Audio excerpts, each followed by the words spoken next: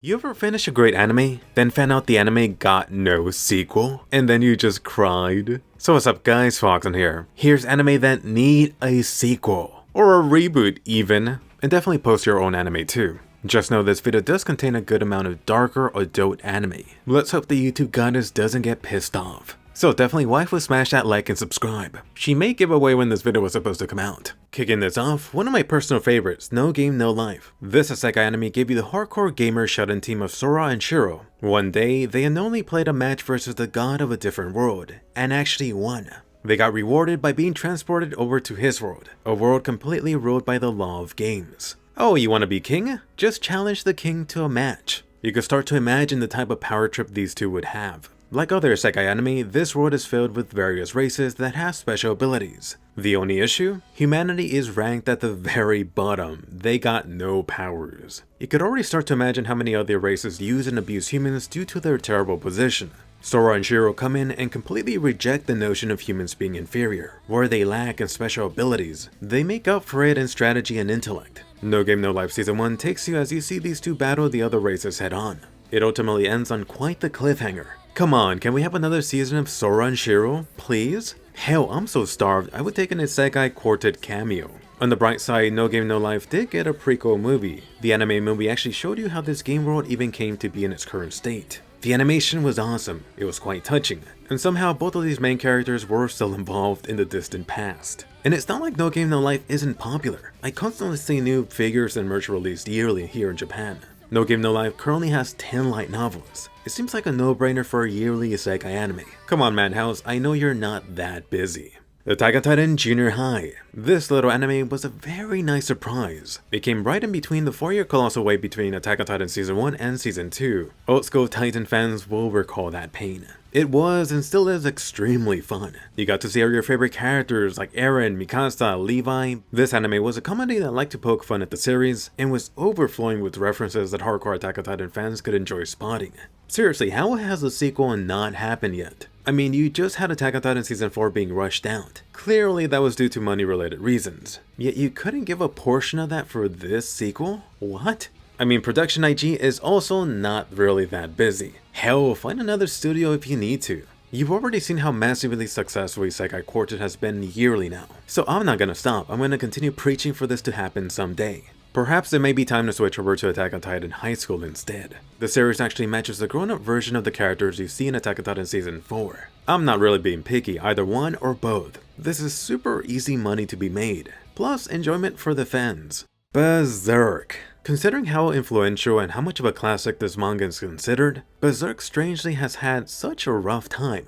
I mean, who thought it was a good idea to do that? Still, I don't want to give up hope for Berserk being done right, or at least better in some way. Yes, the bar is ultra low at the moment. Hey Netflix, want to get a series that you know will get people talking? No, I don't mean live action. Something that Disney Plus definitely would never fund. So with money back secured, which studio could actually capture the manga art? Since they're doing like 90% of new anime coming out, why not map a studio? I think we would all prefer a non-CG version, especially after that 2016 PTSD. But being real, given how much CG is used nowadays in anime, I'm willing to compromise, at least no CG for the human characters. If this anime miracle does happen, you've already seen the Twitter people get pissed off with anime like Goblin Slayer, interspecies reviewers, so you can imagine the colorful discussions that would be had with a faithful Berserk anime. Let me know, do you think a proper Berserk anime is even possible? High School of the Dead. Hey, can we get a doomsday zombie-filled adventure? Only make it anime, an edgy anime. Oh yeah, all the guys should have seen the zombie high school anime. You had Madhouse that took the manga and then went over the top by plussing every single scene, especially playing around with the boob physics here. The story right here, if you could even call it that, follows a group of high school students as they try to survive the apocalypse. But really, the main meat here is seeing how far the anime tries to push this mixture of zombie and this etchy spice of a cocktail. Madhouse, you again, where is Season 2? I mean, who doesn't want another round of the undead plus boobage? And yes, I could already see some of you hardcore fans typing, but Jerry, they can't do anymore. Unfortunately, you did have the author passing away back in 2017, which is why High School of the Dead was left unfinished. The Season 1 anime actually covers the first 4 volumes. There's 7 total. So any chance for a short multi-part OVA, or maybe a short season? Maybe even an anime-only closure supervised by the artist? I know, unlikely. But if it did happen, High School of the Dead fans would welcome it with open arms. Elfen Lied. The story here focuses on Lucy, who's classified as his next evolution of humans. Poor Lucy was discovered as a little kid, and then she was held captive most of her life in this research facility. Besides the lovely horns, these evolved humans wield multiple invisible hands they control. Remember the green dude from ReZero? Similar deal. While being held captive, they were subjected to countless experiments testing those invisible arms. Fast forward a few years later, Lucy breaks out. You won't be surprised to find out that Lucy wanted to thank her lab buddies. It's really a shame that guns and bullets are ineffective against her invisible arms. The result was just a freaking bloodbath. Keep in mind she was doing this all while being in her birthday suit too. At least she didn't have to worry about getting any stains. Fast forward a little bit, she actually ends up losing her memory due to the sniper shot she didn't completely block. All of this happened at the start of the first episode. Lucy eventually gets found and taken in like a stray cat by two college students. Lucy now switches between this peaceful, childlike girl and her true persona. The drama just keeps on stacking as you discover how Lucy's connected to these two. On top of this, you have the government sending a special task force after her. This isn't even getting into the others of her kind who side with the humans. Better not piss Lucy off. Elfen Lied takes drama, blood, gore, nudity, dark themes, and bundles it into this captivating story, along with this hauntingly beautiful soundtrack too. And yes, this anime went too far for some people. Honestly, I recall checking out Elfen Lied when I was in middle school. Unfortunately, this was around the time that anime series were cut short. The anime only covers around half the story before the inevitable time skip. There's still so much more to this depressing dark tale. Next up, Claymore. Claymore takes place in this past world that's infected with demons that eat humans. These bastards are just terrible. They have a human lunch or buffet, and then often disguise themselves as humans to live and feast in remote villages. Thankfully, you do have this organization that dispatches these female skilled warriors, known as Claymore. Within villages, they go ahead and track down these hidden demons. They are able to fight these demons on equal level using their giant swords. They're actually half demon themselves. The Claymore story focuses on Claire. She is a Claymore herself, except she's a little special. All of the female warriors are ranked based on their power level and skill. The top warriors, for example, have special sword techniques and moves. Claire herself is ranked at the very bottom. She's actually not half demon, but a fourth, which means she's much weaker. Part of the fun for me was watching the series and seeing her struggle as the underdog. Claire's goal and the whole reason she joined this shady organization was to get revenge on a specific all-powerful demon she encountered when she was just a kid. That bitch took everything away from her. Unfortunately, the anime does end after this ultimate final Claymore battle versus the demon army. It was right before the amazing time skip stuff too. Considering over a decade has passed, it really does seem like a full reboot is needed. Once again, Madhouse, please, or any other studio, Mappa, I'm really always going to have this special place in my heart for this series. It is kind of funny since watching Attack on Titan has given me so many vibes from Claymore scenes. The devil is a part-timer. Oh, this is a fun one. You got Mr. Satan working at fricking McDonald's. This anime is actually a reverse isekai. One day you had Mr. Satan that got teleported over to our world. The guy is now living like a bum in this all-so-tiny Japanese apartment. Instead of ruling the world, he's now determined to make manager position at McDonald's. At the same time, you do have this powerful angel warrior that got teleported and is now stuck with him. You can find her in her free time stalking his ass to catch him scheming or being evil. Honestly, this whole anime is a freaking blast. If you like funny anime like Konosuba or Granblue, this would be right up your alley. How does this anime not have a sequel yet? The season 1 anime was a short 13 episode series, which only covered a tiny fraction of the whopping 27 light novels available. It really feels like this reverse isekai came out way too soon back in 2013. Imagine if it came out now. It would have gotten at least another season or two, plus a mobile game. They left it open too, so season 2 anime could be easily produced. Why not put this guy on Isekai Quartet? Or they could even make a reverse version. Guns, another darker anime series. There seems to be a pattern here. The story here involves people who have seemingly died. They've all been mysteriously summoned into this locked room with this giant 8-ball in the middle. All of these strangers are now ordered to hunt down this monster target. As a bonus, they are able to equip special guns, and even a bodysuit that allows them Captain America level feats. Oh, what's that? You don't want to fight? No problem, just get ready for your coconut to go boom.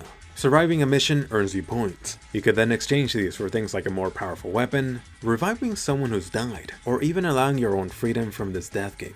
But why exactly are they fighting? Are they really dead? Unfortunately, the anime only ever touches these questions at a surface level. It would be like Re:Zero, Promised Neverland, or Attack on Titan ending on the first season. In other words, concluding before the real story even got started. I'll be the first to tell you that this anime from 2014 did not age well. The pacing is horrific. A complete reboot would be needed. On that note, I should mention that a complete CG movie did come out in 2016. The story here actually focused on a much later mission. Various plot details were even changed up so newcomers could somehow watch it.